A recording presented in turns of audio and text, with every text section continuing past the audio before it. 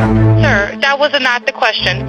Is there a person, a living individual on the boat? Yes, there's lots of people breathing on the boat. A boat is going down. Kids are panicking on the phone. And on the other end of the line, someone is trying to keep them calm enough to give a straight answer. That call is now public. And in the middle of all of it, there's still one question nobody can answer. Where was Nolan? At the same time, a group that helped search for Nolan is now publicly pushing back on Nolan's own family attorney, calling out a claim they say never came from them. And the district attorney has just made a decision that tells us a lot about where this case is actually headed next. There's a lot to get through, so let's just get into it. Quick thing before we dive in, hit subscribe if you're new here and drop a comment telling me where you're watching from tonight. Okay, let's go through everything piece by piece. There's actually one more update worth mentioning before we get to the audio, because it adds some real weight to that ongoing question about what caused Nolan's death. Remember, the family's independent autopsy already came back listing his cause and manner of death as undetermined, and it couldn't rule out foul play. Well, since then, we've learned more about why that independent exam was so limited in the first place. Apparently, portions of Nolan's neck and throat had already been removed by the state medical examiner's office during their own autopsy before the second independent pathologist ever got the chance to examine the body. Which means that second pathologist simply couldn't determine whether there was any injury or trauma to the neck at all. That naturally raises a follow-up question. Is the state medical examiner's office doing further testing on those retained tissue samples themselves? And if so, will that testing be able to say anything definitive about whether this was, in fact, an accidental drowning? And then there's that detail we mentioned before, the red discoloration found at the back of Nolan's head. According to the medical experts we've spoken to, that kind of discoloration could come from a couple of different things. It could simply be decomposition, changes that naturally happen to a body after time spent in warm coastal water, or it could be a sign of a blunt injury that happened before death. One forensic expert we spoke with, Dr. Na Rutherford, told us something that stuck with me. She said the body generally doesn't bruise like that after someone has already died. Now, that's not a definitive answer either way. It's one expert's professional read on a limited piece of evidence. But it's the kind of detail that keeps this case from settling into a simple, tidy explanation. Okay, now let's get into the audio, because this is the part everyone's talking about. The Mississippi Department of Marine Resources released the recording of a distress call made on July 4th from a boat near Horn Island, a boat we believe Nolan had been connected to at some point that day. Now, we still don't know for certain who exactly placed this call, but what it gives us is a real in-the-moment window into what was happening out on that water while all of this was unfolding. Before I play any of it for you, I want to flag something. There's been a conversation circulating online, first picked up by TMZ, claiming that somewhere buried in the background of this recording, you can maybe, arguably, make out someone saying something like, "Is he dead?" followed by Nolan, followed by, "Oh my God." I want to be straight with you, this is incredibly hard to make out, and it hasn't been confirmed by investigators or by any of the major outlets covering this case. So take that specific claim with real caution. It's the kind of thing where your brain will hear whatever it's primed to hear once someone tells you what to listen for. I'm not going to tell you it's definitely there.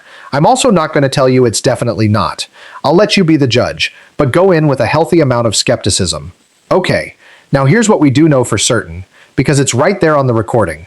A dispatcher answers the call. Right away, she's trying to get the basics. Is everyone on board okay? The voice on the other end says, yeah, everybody's fine. She asks if they need the Coast Guard. The answer is no, they don't need that.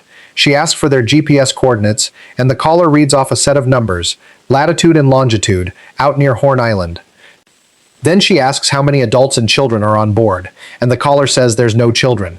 Which, okay, fine, but then things get a little jumbled.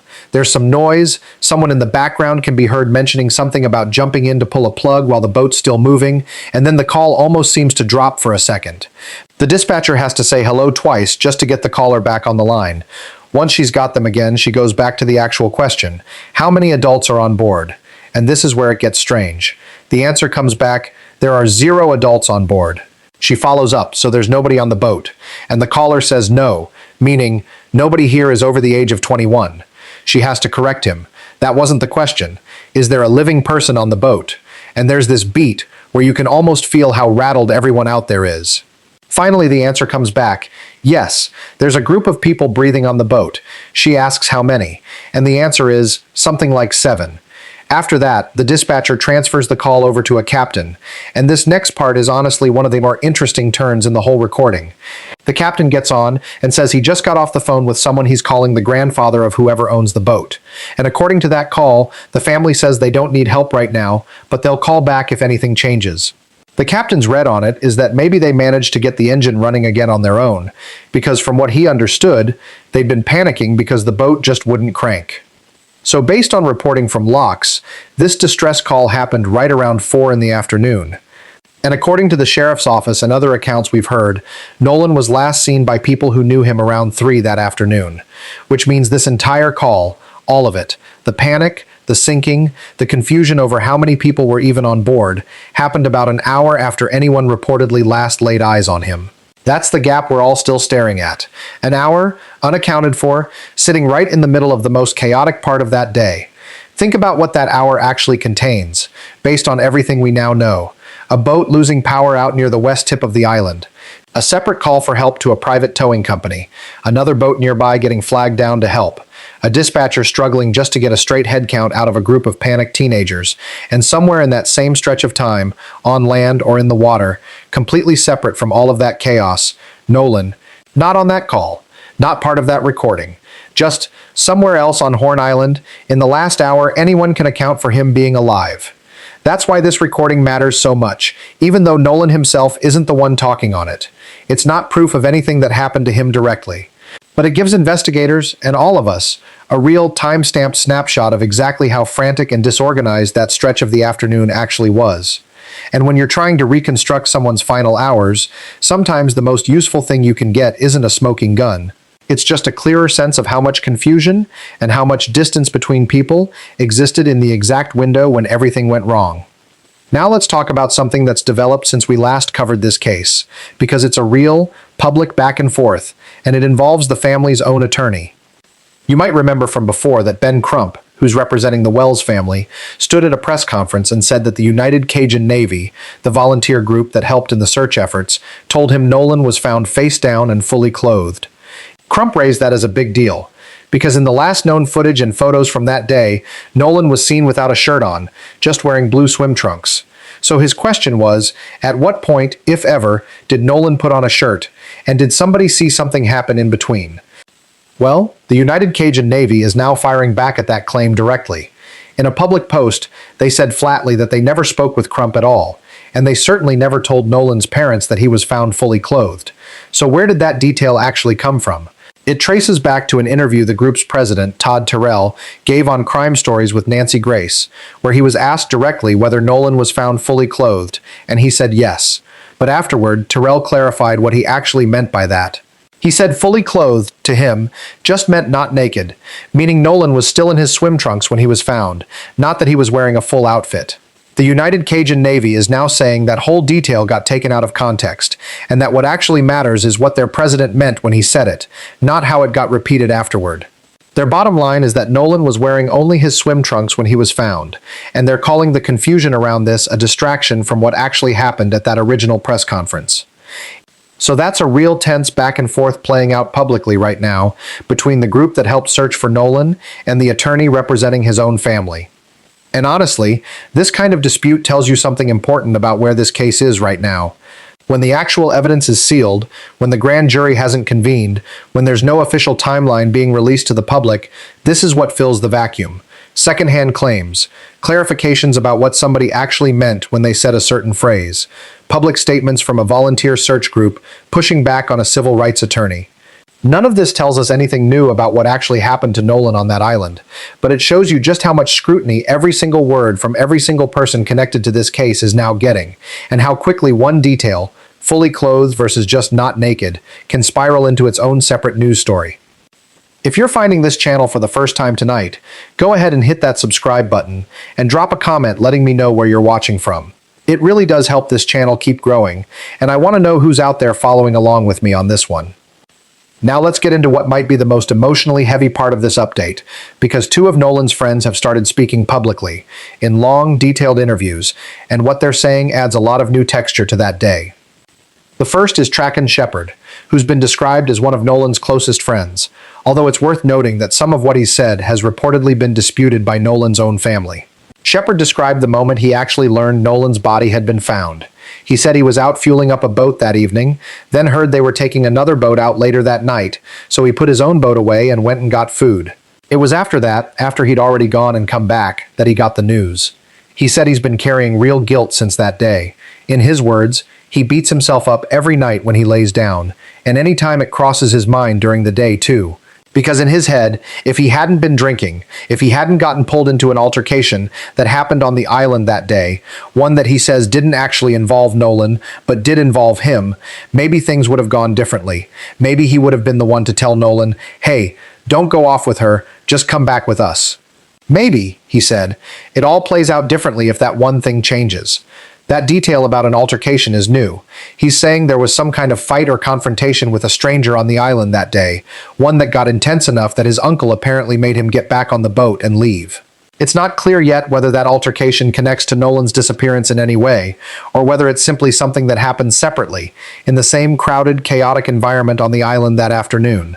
But you can understand why that detail alone is enough to grab people's attention. Remember, there had already been online chatter, weeks of it, about some kind of altercation happening on Horn Island that day, long before anyone connected to the group had confirmed it publicly. Now you've got one of Nolan's own friends confirming that yes, there was a fight, involving him, though he's clear that it didn't involve Nolan directly. Whether that's simply a coincidence of timing on a crowded holiday island, or whether it's a piece of a bigger picture investigators are still assembling, is exactly the kind of thing that a grand jury process and the witnesses being interviewed behind the scenes are presumably trying to sort out right now. Shepard also opened up about the last thing he ever said to Nolan. He told him he loved him and that he'd see him later. He said he's glad he said it, even though he admits he'd had a bit to drink at the time, which he thinks is part of why he got that sentimental in the moment. But he said he's at peace, because at least he got to say it. The second friend who's spoken out is Warren Hudson. He talked about the moments involving Nolan's phone and the keys on the night everything fell apart. According to Hudson, they were dealing with an emergency situation and needed to get moving fast, which is part of why they were trying so hard to get Nolan back on the boat. He said he told Nolan, "Get on the boat, come on," and Nolan told him no, that he was staying out there. Now, that whole idea that Nolan chose to stay behind to talk to a girl is something Nolan's family has pushed back on from the very beginning. They've said it would be completely out of character for him to choose to leave his friends like that. And there's more context here too. Nolan's mother, Christine Wansley, said in an earlier interview that the young woman Nolan had reportedly been talking to actually reached out to her directly. According to Christine, the contact was brief, basically just a quick hello and goodbye kind of message. So there's still no clear picture of how long Nolan and this girl were actually together, or how serious that interaction even was. And here's the detail that keeps coming back around, no matter which angle you look at this case from. Whatever happened to Nolan, nobody has come forward saying they actually witnessed it happen. If he did drown, as investigators have suggested might be the case, nobody has said they saw it, on an island that reportedly had somewhere between 300 and 400 people on it that day. Stop and sit with that number for a second. 300 to 400 people, on a small barrier island, on one of the busiest boating days of the entire year, and not one single person has come forward saying they watched what actually happened to Nolan in his final moments. That's either a reflection of just how chaotic and spread out that island gets on a holiday, with people scattered across dozens of boats and stretches of sand, or it's one more thing that keeps fueling the frustration and suspicion from people who feel like someone, somewhere, has to know more than they're saying. Hudson also addressed the questions swirling around Nolan's phone, which was left behind on the boat. Nolan's family has raised concerns about whether anything might have been deleted from it. According to Hudson, nobody had any reason to go into Nolan's phone, nobody touched it, and nobody even had access to his password to delete anything in the first place. He said there was nothing on there anyone needed to hide. There's also been some discussion that leaving a phone behind might just be a normal thing people do before spending time in saltwater, so it's not automatically suspicious on its own. Hudson also gave us a clearer piece of the timeline. He said the last time he personally saw Nolan was around 3 that afternoon, out in the water with a girl. He described Nolan shaking his head and laughing, and Hudson jokingly telling him something like, "Dude, you're crazy." Both Shepard and Hudson have denied having anything to do with what ultimately happened to Nolan. Now here's where I want to pause for a second, because I think it's worth sitting with just how heavy this actually is. You've got two young men, friends of Nolan's, sitting down for long public interviews, trying to explain a day that ended with someone they cared about not making it home. One of them says he carries guilt he replays every single night. The other is trying to account, almost minute by minute, for exactly what he saw and when. Neither of them can tell us what actually happened to Nolan after that afternoon. And that's the part of this story that doesn't get easier no matter how many new interviews or new recordings come out. Somebody's friend didn't come home, and weeks later that fact hasn't changed. It's also worth noting that both of these interviews happened with a conservative commentator on a platform that isn't a traditional news outlet, which is its own small detail worth keeping in mind. That doesn't make what they said untrue, but it's a reminder that in a case this high profile, the people closest to it are choosing very specific places to tell their side of the story, and audiences elsewhere are often hearing about it secondhand, through clips and quotes, rather than the full conversation. So as always, if you want the full context, it's worth going and watching those interviews yourself, rather than relying only on the highlights. If this video is holding your attention, that tells me this story matters to you too. So take a second, hit like, subscribe if you haven't yet, and drop a comment telling me where you're tuning in from. It genuinely helps this channel reach more people following along with cases like this one. Okay, let's get into the last major update, because this one tells us a lot about where the investigation is actually headed. Just recently, the district attorney, Angel Myers McElrath, made an announcement about the state's official autopsy report. It's already been completed, but here's the thing. It is not going to be released to the public until a grand jury has had a chance to review it first. That grand jury will ultimately be the one deciding whether any criminal charges are warranted in this case. The DA explained that this isn't some special treatment for this particular case. She told Locks that every death in the county, aside from natural causes and non-criminal car accidents, goes in front of a grand jury, and that her office has always handled death investigations this exact same way. She said the pressure for answers doesn't change what the actual work requires, and that her responsibility is to complete this investigation thoroughly, carefully, and without shortcuts, in a way that the evidence actually supports. She also directly addressed the frustration that's been building online, and the flood of misinformation that's been spreading around this case for weeks now. Her point was pretty simple. If they rush to satisfy the public's questions today, at the cost of the integrity of the process, they risk undermining people's confidence in whatever answers eventually come out. In other words, getting it right matters more to her office than getting it out fast. And look, there's a real logic to that. If details get released too early, it could shape what witnesses say, it could influence how people talk about the case online, it could even affect who ends up on that grand jury and what assumptions they walk in with. Keeping things sealed for now is meant to protect the process from all of that. But you can also completely understand why that answer isn't landing well with Nolan's family. They've said from very early on that they feel like they haven't gotten the transparency they deserve from local officials. They've pushed for more information, and they've made clear they're not entirely confident the investigation has been handled the way it should be. So when the DA says wait for the grand jury, that request is landing on a family that's already been waiting for weeks, without a single confirmed answer about how their son actually died. As for when that grand jury will actually convene, the DA hasn't said. So for now, everyone, the family, the public, and honestly all of us following this story, we're all just waiting. And waiting in a case like this is its own kind of difficult. Because while the legal process moves at its own careful pace, the internet doesn't slow down at all. New theories, new clips, new claims about what might be hidden in enhanced audio, they keep circulating every single day, whether or not there's anything solid behind them. That's exactly the gap the DA seems to be worried about, the space between what's actually confirmed and what's simply being repeated online until it starts to feel true. Her office is essentially betting that a slower, quieter process now leads to a more solid, defensible outcome later. Whether that bet pays off, especially in the eyes of a family that's already lost faith in how transparent this investigation has been, is something we're only going to find out with time. This case keeps adding new layers every single week. New audio, new disputes between the people involved, new interviews from friends who were there. And still, at the center of it, the exact same unanswered question that's been sitting there since day one. What actually happened to Nolan Wells in those hours nobody can fully account for? Every update we bring you feels like it should get us closer to an answer, and in a way it does. We know more details now than we did a month ago. But somehow the core mystery hasn't actually shrunk. If anything, it's gotten a little more complicated with every new voice that speaks up. A recording that raises more questions than it answers. A dispute over one word, fully clothed, that spirals into its own headline. Two friends opening up with guilt and grief but no real clarity.